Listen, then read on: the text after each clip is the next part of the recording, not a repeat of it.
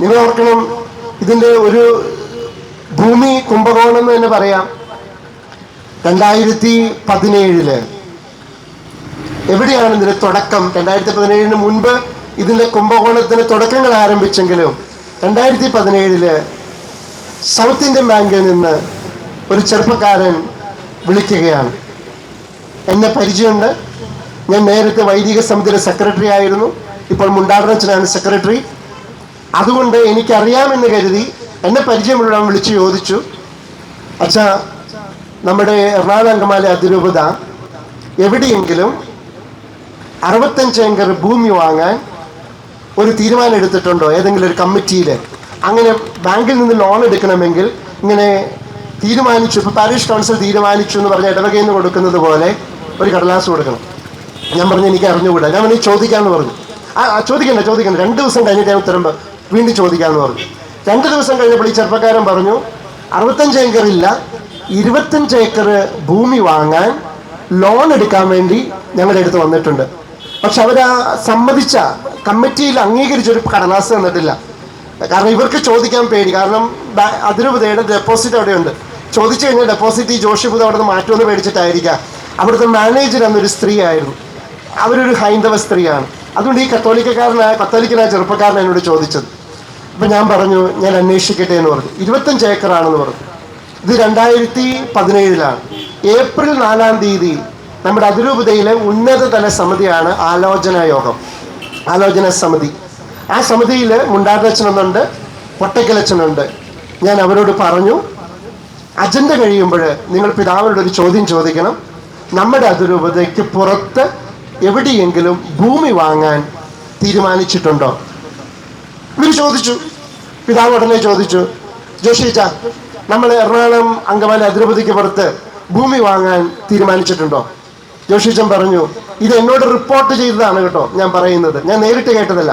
അത് ഞാൻ പറഞ്ഞവല്ലോ, മുണ്ടാടച്ചൻ റിപ്പോർട്ട് ചെയ്തതാണ്.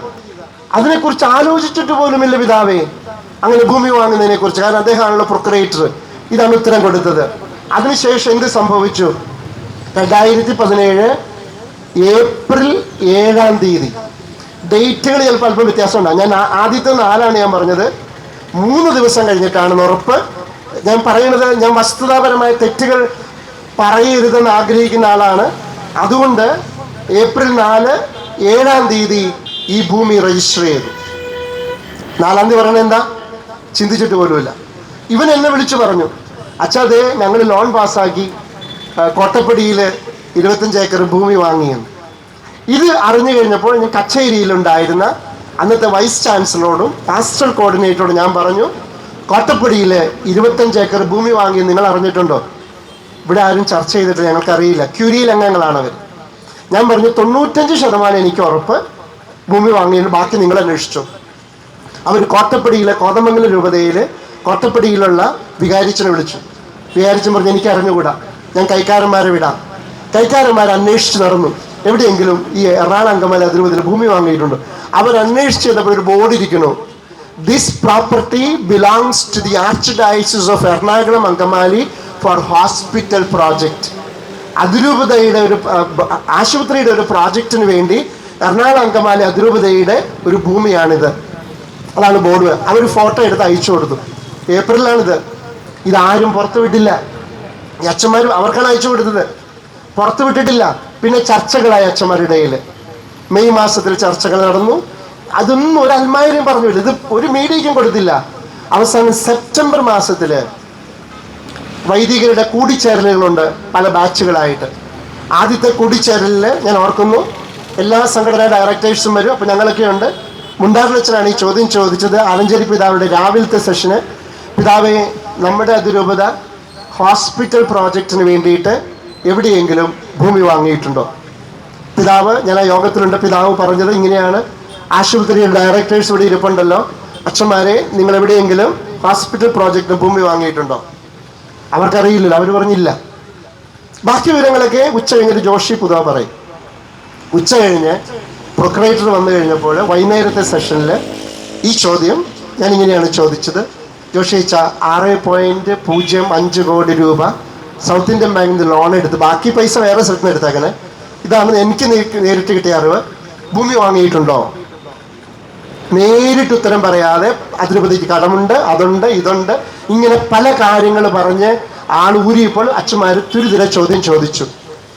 അദ്ദേഹത്തിന് നിൽക്കക്കള്ളി ഇല്ലാതെ വന്നപ്പോൾ ഈ ഇടയന്ത്രത്ത് പിതാവ് ചില സമയത്ത് രസികനാണ്, ചില സമയത്ത് സൗമ്യനാണ്. ആ സമയത്ത് പുള്ളിയുടെ പരിപാടി ഒരു തമാശ പറഞ്ഞ് അതങ്ങോട്ട് കെടുത്തി.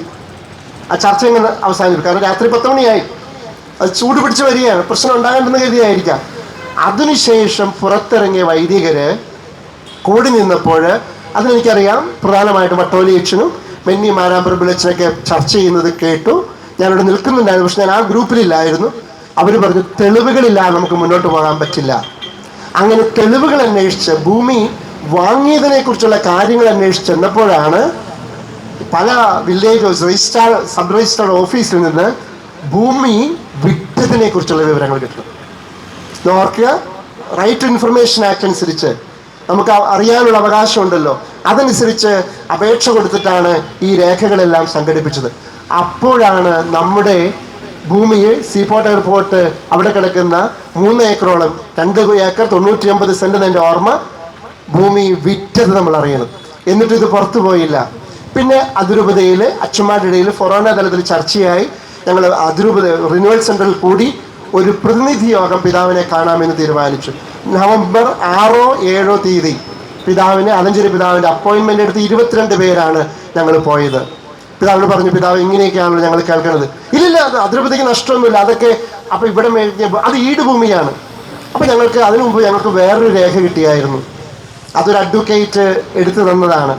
അദ്ദേഹം പറഞ്ഞു, അദ്ദേഹം യാദൃശ്ചികമായിട്ട് ദേവികുളത്ത് പോയപ്പോൾ, മാമോദിസയ്ക്ക് പോയപ്പോൾ അവിടുത്തെ സബ് രജിസ്ട്രാർ മാമോദിസയ്ക്ക് വന്നിട്ടുണ്ടായിരുന്നു. ഇതൊക്കെയാണ് ദൈവപരിപാലന പറയുന്നത്. സബ് രജിസ്ട്രാർ ചോദിച്ചോ, അദ്ദേഹം എറണാകുളത്തുള്ള ആളാണല്ലേ, അപ്പോൾ നിങ്ങളുടെ ഭൂമിയൊക്കെ വാങ്ങിയിട്ടുണ്ടല്ലോ. പറഞ്ഞു, എവിടെ ഭൂമി? അല്ല, ഇവിടെ ഒരു 16 ഏക്കർ ഭൂമി വാങ്ങിയിട്ടുണ്ടല്ലോ. അപ്പോൾ ഇവൻ എന്നോട് ഇത് പറഞ്ഞു കഴിഞ്ഞപ്പോൾ ഞങ്ങൾ 2 പേരും കൂടെ ഇരുന്ന് കേരള രജിസ്ട്രേഷൻ വകുപ്പിൻ്റെ ഓൺലൈനിൽ തപ്പിയാണ് ഈ നമ്പർ കണ്ടെത്തിയത്. അവിടെയും ഭൂമി വാങ്ങിയിരിക്കുന്നു. അപ്പം ഇങ്ങനെ 2 സ്ഥലത്തും ഭൂമി വാങ്ങിയ ഈ രേഖ കാണിച്ചു. പിതാവ്, ഈ ഭൂമി വാങ്ങിയതോ? അത് ഈട് ഭൂമിയാണ്. അപ്പോൾ ഈ പ്രശ്നം എങ്ങനെ തീരും? കടം എങ്ങനെ തീരും? ഈ നഷ്ടം എങ്ങനെ നികത്തും? അത് നവംബർ 30 എല്ലാം തീരും, 2017. പക്ഷെ ഇതൊന്നും തീർന്നില്ല. പിന്നെയുള്ള ചരിത്രങ്ങൾ ഞാൻ പറയുന്നില്ല, സമയം. അപ്പം ഇതിൻ്റെ അർത്ഥം, ഇത് കയ്യിലുണ്ടായിരുന്ന അധികാരത്തെ യഥാർത്ഥത്തിൽ കൃത്യമായിട്ട് ചർച്ച ചെയ്യാതെ ഒരു വിധത്തിലും ചെയ്യാൻ പാടില്ലാത്തത് ചെയ്തു എന്നതും, അതോടൊപ്പം തന്നെ ഈ വിറ്റ ഭൂമിക്ക് അവർ പറഞ്ഞത് റിപ്പോർട്ടിൽ എഴുതിയേക്കുന്നത് 26 കോടി രൂപ കിട്ടി, വിറ്റു. 26 കോടി രൂപയ്ക്ക് വിറ്റു. 8 കോടി രൂപ ബാങ്കിൽ വന്നിട്ടുണ്ട്, ബാക്കി ഉടനെ കിട്ടും. ഞങ്ങൾ ഈ രേഖകൾ തപ്പിക്കഴിഞ്ഞപ്പോൾ രേഖകൾ അനുസരിച്ച് 13.5 കോടിയേ ഉള്ളൂ. അപ്പോൾ 13.5 കോടി ഉടനെ ഇത് പറഞ്ഞപ്പോൾ 13.5 കോടി ഭൂമി ബാങ്ക് അക്കൗണ്ടിലെത്തി. അപ്പോൾ ബാക്കി 13.5 കോടി എവിടെ, അല്ലെ 13 കോടി എവിടെ? ഇതായിരുന്നു ഞങ്ങൾ ഉന്നയിച്ച ചോദ്യം. ഇത് നീതിപൂർവകമായൊരു ചോദ്യമല്ലേ? നമ്മുടെ അതിരൂപതയിലെ തൃക്കാക്കര പ്രദേശത്ത് പറക്കെട്ട് പിതാവ് വളരെ ദീർഘവീക്ഷണത്തോടുകൂടി ആരംഭിച്ച എന്തോരം സ്ഥലങ്ങൾ. ഇന്ന് തൃക്കാക്കര നിങ്ങൾ നോക്കൂ, എത്ര വർഷം മുമ്പ് ഭാരതമാതാ കോളേജ് അവിടെ പണിതത്, സെമിനാരി ഉണ്ടാക്കിയത്, വിജയഭവൻ ഉണ്ടാക്കിയത്. എത്ര വർഷം മുൻപ് ഇങ്ങനെയുള്ള വികസനങ്ങളൊന്നും പിതാവിൻ്റെ മനസ്സിലുണ്ടായിരുന്നിരിക്കുക.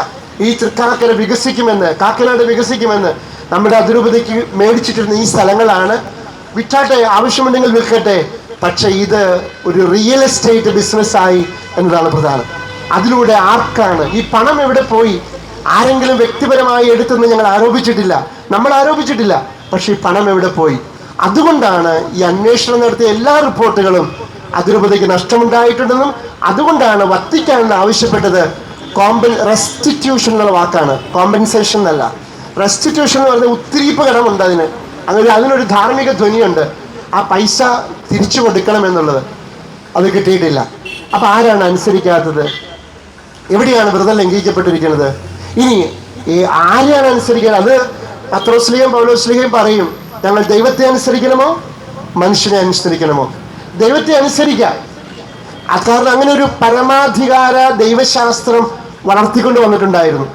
ദൈവം പരമാധികാരിയാണ്, അതുകൊണ്ട് തന്നെ ആ ദൈവത്തിൻ്റെ അധികാരം പറ്റുന്നവര് പരമാധികാരികളാണ്. അതുകൊണ്ട് തന്നെ ആ പരമാധികാരികൾ പറയുന്നത് നിങ്ങൾ അനുസരിക്കണം. എന്നാൽ ഇതിനെ ഒരു രാഷ്ട്രീയ ദൈവശാസ്ത്രം എന്നൊക്കെ പറയും, പൊളിറ്റിക്കൽ തിയോളജി എന്നൊക്കെ പറഞ്ഞ് രൂപപ്പെട്ട് വന്നതാണ് പരമാധികാര ദൈവശാസ്ത്രം. അതിനുശേഷം ഇവര് യുർഗൻ മോൾട്ടമാൻ എന്ന് പറഞ്ഞൊരു ദൈവശാസ്ത്രജ്ഞനുണ്ട്, JB മെറ്റ്സ് എന്ന് പറഞ്ഞൊരു ദൈവശാസ്ത്രജ്ഞനുണ്ട്. അവർ ദൈവത്തിന്റെ പരമാധികാരത്തെ അംഗീകരിച്ചിട്ട് അവർ പറഞ്ഞു, ഈ പരമാധികാരിയായ ദൈവം കാരുണ്യവാനാണ്, സത്യസന്ധനാണ്, നീതിമാനാണ്. ആ ദൈവത്തിന്റെ സ്വഭാവം അനുസരിച്ചാണ് നിങ്ങൾ പരമാധികാരം ഉപയോഗിക്കുന്നതെങ്കിൽ അത് സ്വീകരിക്കപ്പെടേണ്ടതാണ്. അപ്പൊ എല്ലാ പരമാധികാരങ്ങളും സ്വീകരിക്കപ്പെടേണ്ടതല്ല. പരമാധികാരിയാണ് ദൈവം. ദൈവത്തിന്റെ അധികാരം കൈയാളുന്നവരാണ് മനുഷ്യരെങ്കിൽ, ഈ ഭൂമിയിലുള്ള മെത്രാന്മാരെങ്കിൽ, ആ പരമാധികാരത്തിന്റെ ദൈവശാസ്ത്രത്തെ പുതുതായിട്ട് നിർവചിച്ചിട്ട് ആ ദൈവശാസ്ത്രമാണ് വത്തിക്കാൻ കൗൺസിലിലുള്ളത്. കാരുണ്യത്തിന്റെ ഒരു പരമാധികാരം, സത്യത്തിന്റെ പരമാധികാരം, നീതിയുടെ പരമാധികാരം. എന്നാൽ കള്ളത്തരത്തിന്റെ പരമാധികാരമായാൽ, അക്രമത്തിന്റെ പരമാധികാരമായാൽ, അനീതിയുടെ പരമാധികാരമായാൽ നമുക്ക് എങ്ങനെ സമ്മതിക്കാൻ പറ്റും? നമ്മൾ നോക്കും, മണിപ്പൂരിൽ എന്തുകൊണ്ട് നമ്മൾ പ്രതിഷേധിക്കുന്നു? മണിപ്പൂരിൽ ഒരു സർക്കാരിന്റെ പരമാധികാരം ഉപയോഗിച്ച് പോലീസിന്റെ പ്രത്യേകമായിട്ടുള്ള ഒരു പീഡനം അവിടെ നടക്കുന്നുണ്ടെന്ന് സത്യം നമുക്കറിയാം. അതൊരു രാജ്യത്ത് നടക്കുന്ന പരമാധികാരമാണ്. ഒരു രാജ്യത്തെ പരമാധികാരി തനിക്ക് ഇഷ്ടമുള്ള രീതിയിൽ ജനങ്ങളെ പീഡിപ്പിച്ചു തുടങ്ങിയാൽ അത് എതിർക്കപ്പെടേണ്ടതാണ്. അതിൻ്റെ ചെറിയ രീതിയിലുള്ള ഒരു എതിർപ്പാണ് ഈ അതിരൂപതയിൽ നടക്കുന്നത്. അതുകൊണ്ട് ഇവർ പറയുന്ന അനുസരണവിരുദ്ധം ലംഘിച്ചിട്ടുണ്ടെന്ന് എനിക്ക് മനസ്സിൽ കൈവച്ച്, നെഞ്ചത്ത് കൈവച്ച് പറയാൻ തോന്നുന്നില്ല. ദൈവത്തിന്റെ സുവിശേഷത്തെ സാക്ഷിയാക്കി ആ സുവിശേഷ സത്യങ്ങള് ഞാൻ ലംഘിച്ചു കഴിഞ്ഞാൽ നിങ്ങൾക്ക് എന്നെ ചോദ്യം ചെയ്യാം. തീർച്ചയായിട്ടും മനുഷ്യനായതുകൊണ്ട് എല്ലാ സുവിശേഷ മൂല്യങ്ങളും അതിന്റെ പൂർണ്ണതയിൽ ജീവിക്കുന്ന ആളാണെന്ന് ഞങ്ങൾ ആരും അർഹതപ്പെടുന്നില്ല. ഞാൻ ഒരിക്കലും അർഹതപ്പെടുന്നില്ല. അതിന് കുമ്പസാരിക്കും, മനസ്തപിക്കും, പ്രായശ്ചിത്തം ചെയ്യും. പക്ഷേ ഇതെല്ലാം ലംഘിച്ചു കൊണ്ടിട്ട് ദൈവത്തിന്റെ നാമത്തിൽ അംഗീകരിച്ചുകൊള്ളുക എന്ന് പറഞ്ഞാൽ അത് ദൈവത്തിന്റെ നാമത്തിലുള്ള ഒരു അനുസരണമല്ല. ആ അനുസരണത്തെയാണ് നമ്മൾ ധിക്കരിക്കുന്നത്. അങ്ങനെയുള്ള അനുസരണത്തെ നമ്മൾ സ്വീകരിക്കാത്തത്. കാരണം പിശാചിനെ കുറിച്ച് പറയുന്നത് അവൻ നുണയനാണ്, നുണയന്മാരുടെ പിതാവുമാണ്. അങ്ങനെയുള്ള പിശാചിന്റെ ശൈലിയിൽ ചില കാര്യങ്ങൾ പറയുമ്പോൾ അനുസരിക്കാനായിട്ട് ഞങ്ങൾക്ക് ബുദ്ധിമുട്ടുണ്ട്. നിങ്ങളും അങ്ങനെ ദൈവവിശ്വാസത്തിനും സുവിശേഷ മൂല്യങ്ങൾക്കും വിരുദ്ധമായ കാര്യങ്ങൾ പറഞ്ഞാൽ അനുസരിക്കണമെന്ന് ശാഠ്യം പിടിക്കാൻ പറ്റില്ലല്ലോ. സ്വാഭാവികമായിട്ടും നിയമമുണ്ട് നമ്മുടെ രാജ്യത്ത്, ഭ്രൂണഹത്യ നടത്താം. പക്ഷെ നമ്മളത് ചെയ്യുമോ? നമ്മുടെ വിശ്വാസം സമ്മതിക്കുമോ? ജീവനെ വിലമതിക്കുന്നവർ ഭ്രൂണഹത്യ നടത്തും. നിയമപരമായിട്ട് ശരിയാണ്. ഭ്രൂണഹത്യ ഇത്ര നാൾ, അത് അതിന്റെ കാലാവധി നീട്ടി ഈ ഗവൺമെന്റ്. ആരും പ്രതികരിച്ചില്ല. 24 ആഴ്ച എന്നൊക്കെ പറയുമ്പോൾ ഒരു കുഞ്ഞ് എത്രമാത്രം രൂപപ്പെട്ടെന്ന് ഓർത്ത് നോക്കൂ. അപ്പൊ ഉള്ളിലിരിക്കുന്ന കുഞ്ഞിനെ കൊല്ലാമെങ്കിൽ പുറത്തിരിക്കുന്നതിനെ കൊല്ലാൻ എന്താ ബുദ്ധിമുട്ട്? അതാണ് ഇതിന്റെ ലോജിക്ക്. അതുകൊണ്ടാണ് സഭ ഭ്രൂണഹത്യ എതിർക്കുന്നത്. ഉള്ളിലിരിക്കുന്ന, എന്നെ കൊല്ലല്ലേ എന്ന് പറയാൻ പോലും ശക്തിയില്ലാത്ത ഒരു കുഞ്ഞിനെ ഉള്ളിൽ വെച്ച് കൊല്ലാമെങ്കിൽ പുറത്തു നിൽക്കുന്ന ആളെ കൊല്ലുന്നതിനെ എങ്ങനെ തെറ്റായിട്ട് പറയാൻ പറ്റും? അതുകൊണ്ടാണ് ഭ്രൂണഹത്യ എതിർക്കുന്നത്. അത് രാജ്യം അംഗീകരിച്ചിട്ടുണ്ട്. പക്ഷെ നമ്മൾ മനസാക്ഷിയുള്ളവര് അത് അംഗീകരിക്കില്ലല്ലോ. ജീവനെ നശിപ്പിക്കാൻ നമ്മൾ അനുവദിക്കില്ലല്ലോ. അതുകൊണ്ട് ചില നിയമങ്ങൾ നമ്മൾ ധിക്കരിക്കേണ്ടി വരും, അനുസരിക്കാതിരിക്കേണ്ടി വരും. ഇത് ഉദാഹരണം ഞാൻ പറഞ്ഞതേ ഉള്ളൂ. അതുകൊണ്ട് ഇവര് പിന്നെ തുടങ്ങുന്നത് തന്നെ, ഈ പ്രസ്താവന തുടങ്ങുന്നത് തന്നെ ആരാധനാക്രമത്തെ സംബന്ധിച്ച അഭിപ്രായ വ്യത്യാസങ്ങൾ സീറോ മലബാർ സഭയെ ദുർബലപ്പെടുത്തുന്നു എന്ന തിരിച്ചറിവിലാണ് പരിശുദ്ധാത്മാവിന്റെ പ്രേരണയാൽ ആരാധനയിൽ ഐകരൂപ്യം വരുത്താൻ 99 തീരുമാനം എടുത്തതെന്ന്. 99 നമ്മുടെ സീറോ മലബാർ സഭയിൽ എന്തായിരുന്നു ദുർബലത ഉണ്ടായിരുന്നത്? നിങ്ങൾക്ക് എന്തെങ്കിലും ഫീൽ? ഞാൻ 88 പട്ടം കിട്ടിയ ആളാണ്. എത്ര ഭംഗിയായിട്ടാണ് ഈ അതിരൂപതയും സീറോ മലബാർ സഭ മുന്നോട്ട് പോയിക്കൊണ്ടിരുന്നത്. നിങ്ങൾക്ക് എന്തെങ്കിലും, നിങ്ങൾ പുറകോട്ട് ഈ പ്രായമുള്ളവർക്കൊന്ന് ആർത്തു നോക്കൂ. 99-കളില് സീറോ മലബാർ സഭ ദുർബലമായി തീർന്നുകൊണ്ടിരിക്കുന്നു എന്നൊരു പ്രസ്താവന ഇറക്കുന്നത് എന്തിന്റെ അടിസ്ഥാനത്തിലാണ്? അപ്പൊ അവരുടെ കാര്യം നേടാൻ ഒരു കാര്യം, അഭിപ്രായം ഐക്യമില്ലാത്തത്. എന്താണ് അഭിപ്രായമില്ലാത്തത്? അഭിപ്രായ സമന്വയമായിരുന്നു ഉണ്ടായിരുന്നു. ഓക്കെ, എറണാകുളത്തും മറ്റ് പല രൂപതകളിലും ജനാഭിമുഖ കുർബാന ചെല്ലുക എന്നൊരു അഭിപ്രായ സമന്വയം ഉണ്ടായിരുന്നു. അതല്ലേ വേണ്ടത്, ഐക്യം ഉണ്ടായിരുന്നു.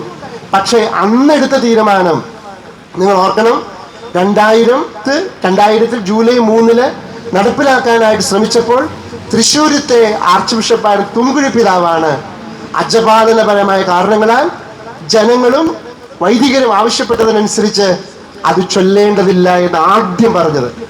ഈ തീരുമാനമെടുക്കുന്നതിൻ്റെ അന്നത്തെ കോൺഫറൻസിന്റെ അധ്യക്ഷം വഹിച്ച വർക്കി പിതാവ് ഞങ്ങളുടെ അതിരൂപതയിലെ വൈദികരോട് പറഞ്ഞു, ഞാൻ നിങ്ങളുടെ അജപാലനപരമായ ബുദ്ധിമുട്ട് മനസ്സിലാക്കുന്നു, നിങ്ങളുടെ പ്രയാസം മനസ്സിലാക്കുന്നു. നമ്മുടെ അതിരൂപതയിലും നമുക്ക് ജനാഭിമുഖ കുർബാന തുടരാം. അങ്ങനെ 2000 മുതൽ 2021 വരെ ഈ ജനാഭിമുഖ കുർബാന തുടർന്നിട്ട് ഇവിടെ എന്താണ് ദൗർബല്യം ഈ സഭയ്ക്കുണ്ടായത്? ഈ സഭ ശക്തിപ്പെടുകയില്ലായിരുന്നു. വ്യത്യസ്തത അംഗീകരിച്ചുകൊണ്ട് പിന്നെ ഇവർ ദുർബലപ്പെടുത്തിയെന്ന് പറഞ്ഞ എന്തുകൊണ്ടാണ്? അതാണ് തെറ്റായ സന്ദേശങ്ങൾ ഇടയിൽ കൂടി കൊടുക്കുക എന്നുള്ളത്. ചിലപ്പോൾ ബെത്രാന്മാരുടെ ഇടയിൽ ദുർബലത ഉണ്ടായിരുന്നു, നമുക്ക് അറിഞ്ഞുകൂടാ. അവരുടെ അഭിപ്രായം ഇല്ലായിരുന്നു എന്നുള്ള നമുക്ക് അറിഞ്ഞുകൂടാ. പക്ഷെ ജനങ്ങളുടെ ഇടയിലുണ്ടായിരുന്നു, ഒരു സഭാ സമൂഹത്തിലുണ്ടായിരുന്നു. ഈ സിറോ മലബാർ സഭ എത്ര അഭിമാനത്തോടു കൂടിയാണ് മറ്റുള്ളവർ നോക്കിക്കണ്ടിരുന്നത്. അതിനെ ദുർബലപ്പെടുത്തിയത് ഇവരെടുത്ത തീരുമാനമാണ്, 2021 നടപ്പാക്കാൻ എടുത്ത തീരുമാനമാണ്. അതുകൊണ്ട് ആ പറയുന്ന കാര്യം സത്യസന്ധമല്ല. അതുകൊണ്ടാണ് നമ്മുടെ അതിരൂപത സംരക്ഷണ സമിതി തള്ളിയനച്ഛനും മുണ്ടാടനച്ഛനും കൂടി അവർക്ക് വാർത്ത കൊടുത്തു. ഇപ്പോഴും മീഡിയ കമ്മീഷൻ ഇറക്കിയിരിക്കുന്നത് നുണകളുടെ ഒരു ഘോഷയാത്രയാണ്. നുണയാണത് സത്യത്തിൽ അവർ പറഞ്ഞു വെക്കുന്നത്.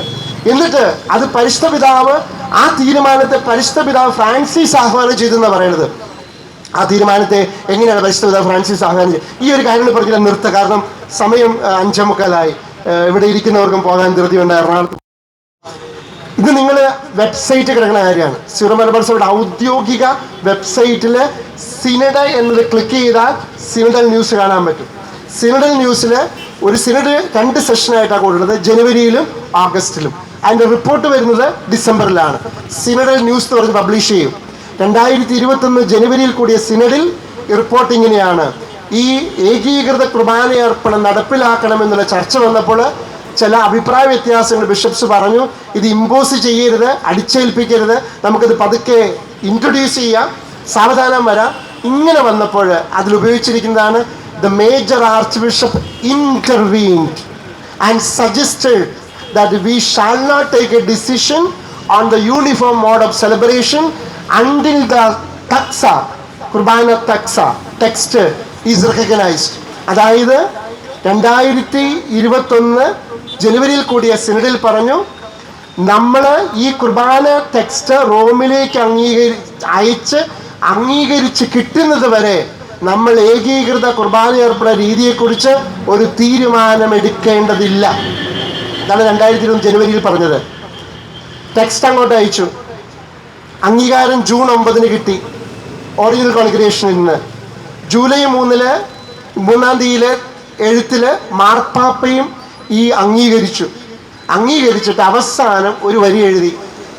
ഇങ്ങനെ മാർപ്പാപ്പയെ കൊണ്ട് എഴുതിപ്പിച്ചത്. അതാ പറയാം, promptly implement the uniform mode of celebration.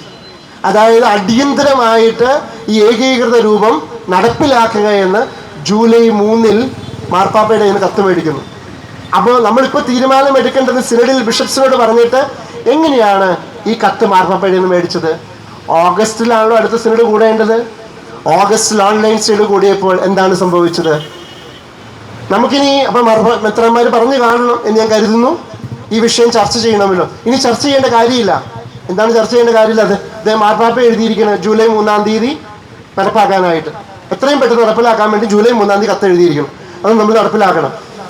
16 bishops അല്ലെങ്കിൽ 12 ബിഷപ്സ്, 16 12 കേൾക്കുന്നുണ്ട്, ഇതിനോട് എതിരഭിപ്രായം പറഞ്ഞു. അവരുടെ അഭിപ്രായ വ്യത്യാസം പോലും റിപ്പോർട്ടിൽ രേഖപ്പെടുത്താതെ ഐകകണ്ഠ്യേന തീരുമാനിച്ചു എന്ന് പറഞ്ഞ് പ്രസ്താവനയാണ് മീഡിയയ്ക്ക് കൊടുത്തത്. ഇതിനെയാണ് വഞ്ചന എന്ന് പറയുന്നത്. നമ്മൾ മാത്രമല്ല വഞ്ചിച്ചത്, ആ മെത്രാന്മാരെ എല്ലാവരെയും വഞ്ചിച്ചു. നമുക്ക് പിന്നെ തീരുമാനിക്കാമെന്ന് പറഞ്ഞിട്ട് തീരുമാനം പോലെ മാർപ്പാപ്പയെ കൊണ്ട് മാർപ്പാപ്പയ്ക്ക് അറിയാമോ ഇവിടെ ചർച്ച ചെയ്തോ ഇല്ലയോ എന്നുള്ളത്? മാർപ്പാപ്പ ഇങ്ങനെ ഓരോ അനുദിന കാര്യങ്ങൾ ഇടപെടുന്ന ആളാണോ? പിന്നെ നിങ്ങൾക്ക് അറിയാമല്ലോ, മാർപ്പാപ്പയ്ക്ക് കൊടുക്കുന്ന ചില കത്ത് ദൈവപരിപാലനയുള്ള കാര്യം കൂടി പറഞ്ഞിട്ട് അവസാനിപ്പിക്കാം. ഈ അതിരൂപതയിലെ വൈദികർക്കെതിരെ 3 പ്രധാന ആരോപണം, പല ആരോപണങ്ങളുണ്ട്. നമ്മുടെ പഴയ അപ്പസ്തോലികൻ ആൻഡ്രൂസ് താഴത്ത് മാർപ്പാപ്പയ്ക്ക് എഴുതി കൊടുത്തു.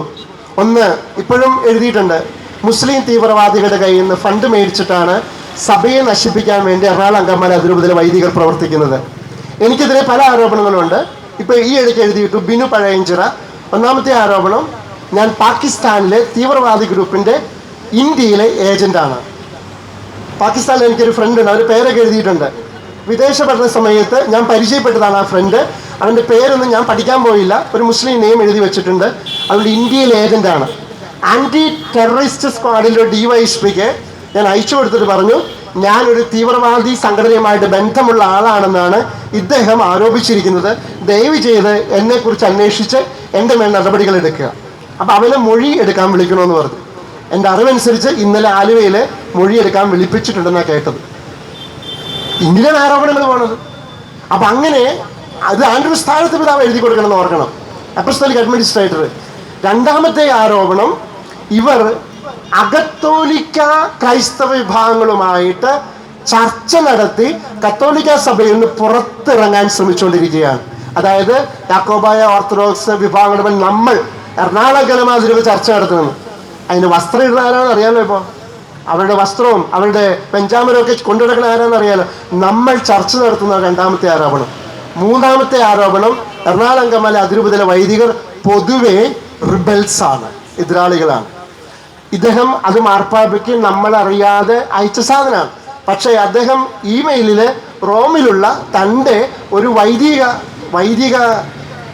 അദ്ദേഹം തൻ്റെ രൂപതയിൽ നിന്നൊരു വൈദികൻ അയക്കാൻ വേണ്ടി അവൻ്റെ പേര് ക്ലിക്ക് ചെയ്തപ്പോൾ ആദ്യത്തെ പേരുണ്ട്. ആ പേരുള്ള ഒരാൾ നമ്മുടെ രൂപതയിലും ഉണ്ട്. പുള്ളി വീട്ടുപേര് നോക്കിയില്ല, ഒരു ക്ലിക്ക് നമുക്ക് കിട്ടിയത് ഇതാണ് ദൈവപുരാണെന്ന് പറയുന്നത്. ദൈവപുരാണെന്ന് പറഞ്ഞാൽ ഞാൻ വെറുതെ ഒരു പേര് പറയാം. ഉദാഹരണത്തിന് സാൽവിൻ എന്നാണ് പുള്ളി ക്ലിക്ക് ചെയ്യണത്.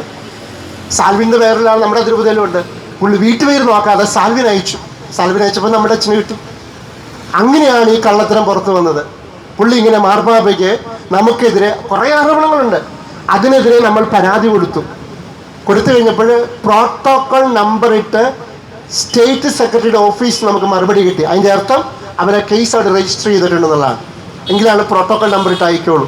അപ്പം ഇങ്ങനെയുള്ള ചില കാര്യങ്ങളൊക്കെ നടക്കുന്നത് കൊണ്ടാണ് ഞാൻ ഈ സിറോ മലബാർ സഭ കർത്താവ് ദുഃഖിതനാണെന്ന് പറയാൻ കാരണം. ദുഃഖിതനാണ്. യഥാർത്ഥത്തിൽ ഞാൻ ആരംഭത്തിൽ പറഞ്ഞു, നമുക്ക് ആരോടും പ്രതികാര ചിന്തയില്ല, ഉണ്ടാകാനും പാടില്ല.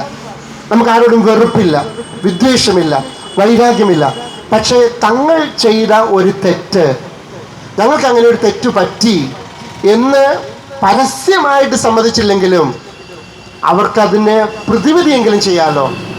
ആ പ്രതിവിധി ചെയ്യുന്നത് ഇനിയും ഇപ്പം ഞങ്ങൾ പറഞ്ഞത്, ഞങ്ങൾ ഈ ജോർജ് കൂവക്കാട്ട് കർദിനാളുമായിട്ട് സംസാരിച്ചു. വളരെ നന്ദി, അദ്ദേഹം ഞങ്ങളെ കേട്ടു. 2 മണിക്കൂർ ഞങ്ങൾ 4 പേരെ കേട്ടു. 4 മണിക്കൂർ വേറെ 2 പേരെ കേട്ടു. ഞങ്ങളൊരു മുൻവിധിയില്ലാതെ പോയത്. അപ്പം അദ്ദേഹത്തോട് ഞങ്ങൾ പറഞ്ഞു, നിങ്ങൾ ഞങ്ങളുടെ അതിരൂപതയ്ക്ക് ഒരു മെത്രാപ്പൊലിത്തെ തരിക. ഈ അതിരൂപതയ്ക്ക് വേണ്ടി മാത്രം ഇപ്പോൾ മേജർ ആർച്ച് ബിഷപ്പ് ഞങ്ങളുടെ അതിരൂപതയുടെ ഉത്തരവാദിത്തം ഏറ്റെടുക്കട്ടെ. പക്ഷെ ഏറ്റെടുത്താൽ മാത്രം പോരാ. ഇവിടെ അൽമായയുടെ ഒരു സമിതിയുണ്ട്, പാസ്റ്റർ കൗൺസിൽ. അത് പുനഃസ്ഥാപിക്കണം. അൽമായയുടെ അഭിപ്രായം കേൾക്കണം. വൈദികരുടെ സമിതിയുണ്ട്, അത് പുനഃസ്ഥാപിക്കണം. വൈദികരുടെ അഭിപ്രായം കേൾക്കണം. പ്രിസ്ബിറ്റേറിയൻ എന്ന് പറഞ്ഞ സാധനമുണ്ട്, എല്ലാ വൈദികരുടെയും കൂട്ടായ്മ. അത് വിളിച്ചു കൂട്ടണം. എന്നിട്ട് അൽമായരോടും വൈദികരോടും, ഈ അൽമായ സമിതിയിൽ സന്യസ്തരുണ്ട്, അജപാലന സമിതി എന്നാണ് പറയുന്നത്. സന്യസ്തരുണ്ട്, അൽമായരുണ്ട്, വൈദികരുണ്ട്, 3 കൂട്ടരുണ്ട്. അവരോട് നിങ്ങൾ സംസാരിച്ചിട്ട് നമുക്ക് പരിഹാരം ചെയ്യാം. ഞങ്ങൾ വിട്ടുവീഴ്ചയ്ക്ക് തയ്യാറായതാണല്ലോ ഒരു പ്രാവശ്യം. ആരാ ഞങ്ങളെ പറ്റിച്ചത് അവരാണ്. നമ്മളെല്ലാം ഈ കുർബാനയോട് ഒട്ടും താല്പര്യമില്ലാത്ത ഞാൻ പോലും എൻ്റെ ഇടവകയിൽ ചൊല്ലി തുടങ്ങി, പ്രശ്നം തീരട്ടെ എന്ന് വിചാരിച്ചു. പക്ഷേ 1 മാസം കഴിഞ്ഞിട്ടും അവർ പറഞ്ഞ കാര്യം അവർ ചെയ്തില്ല. അവർ ഡീക്കന്മാരുടെ പട്ടത്തിന് ഡേറ്റ് തീരുമാനിക്കാമെന്ന് പറഞ്ഞു, തീരുമാനിച്ചില്ല. വൈദിക സമിതി പുനഃസ്ഥാപിക്കാമെന്ന് പറഞ്ഞു, പുനഃസ്ഥാപിച്ചില്ല. അജപാലന സമിതി പുനഃസ്ഥാപിക്കാമെന്ന് പറഞ്ഞു, പുനഃസ്ഥാപിച്ചില്ല. സ്വാഭാവികമായിട്ടും ഈ കോൺട്രാക്റ്റിൽ ഒരാൾ പിന്മാറിയ പിന്നെ മറ്റേ ആൾക്ക് എന്താ പ്രസക്തി? അങ്ങനെയാണ് വീണ്ടും ഈ സമവായത്തിൽ നിന്ന് നമുക്കും പിന്മാറേണ്ടി വന്നത്. അതുകൊണ്ട് പ്രിയമുള്ളവരെ, നീതിയെ വിജയത്തിലെത്തിക്കുന്നത് വരെ പുകഞ്ഞ തിരി ഞാൻ കെടുത്തുകയില്ല, ചതഞ്ഞ ഞാങ്ങളെ ഞാൻ ഒടിക്കുകയില്ലെന്ന് യേശു മത്തായിയുടെ സുവിശേഷം 20-ാം വാക്യത്തിൽ പറയുന്നുണ്ട്. എതിർപ്പ് വന്നപ്പോഴാണ് യേശു കുറച്ച് നാൾ പിൻവാങ്ങിയിട്ട് പറഞ്ഞു, പ്രവാചകന്റെ പുസ്തകം ഉദ്ധരിച്ചിട്ട് പറഞ്ഞു, നീതിയെ വിജയത്തിലെത്തിക്കുന്നത് വരെ പുകഞ്ഞ തിരി ഞാൻ കെടുത്തുകയില്ല, ചതഞ്ഞ ഞാങ്ങള ഒടിക്കുകയില്ല. അതായത് താൻ എന്തിനു വേണ്ടി വന്നിരിക്കുന്നുവോ അത് ലക്ഷ്യം കണ്ടിട്ടേ പിന്മാറൂ എന്ന് യേശു പറഞ്ഞെങ്കിൽ, ആ യേശുവിൻ്റെ ശിഷ്യന്മാരാണ് നിങ്ങളും ഞാനുമെങ്കിൽ, നമ്മളും നീതിയെ വിജയത്തിലെത്തിക്കുന്നത് വരെ നമ്മുടെ പോരാട്ടം തുടരേണ്ടി വരും. അതിൻ്റെ ഒരു ഭാഗമായിട്ടാണ് ഇന്ന് അതിരൂപതയിൽ നമ്മുടെ വൈദികര് പ്രവേശിച്ചിരിക്കുന്നത്. കാരണം ഞങ്ങൾക്ക് ആർക്കും അങ്ങോട്ട് കയറാൻ അനുവാദമില്ല. ഞങ്ങളുടെ ആസ്ഥാന ഭവനത്തിലേക്ക്, ഞങ്ങൾ അമ്മ എന്ന് പോയി കരുതുന്ന ഒരു ഭവനത്തിലേക്ക് ഞങ്ങളെ കയറാൻ അനുവദിക്കുന്നില്ല. പോലീസിനെ നിർത്തിയിരിക്കുകയായിരുന്നു. അതുകൊണ്ട് ഒരു അവകാശം എന്ന രീതിയിലാണ് ഇന്ന് അവിടെ 20-21 വൈദികര് പ്രവേശിച്ചിരിക്കുന്നത്. അത് ഒരു അനുഗ്രഹമായിട്ട് കരുതുന്നു. എനിക്ക് ഒരിക്കൽ കൂടി എല്ലാവർക്കും നന്ദി പറയുന്നു. ഈ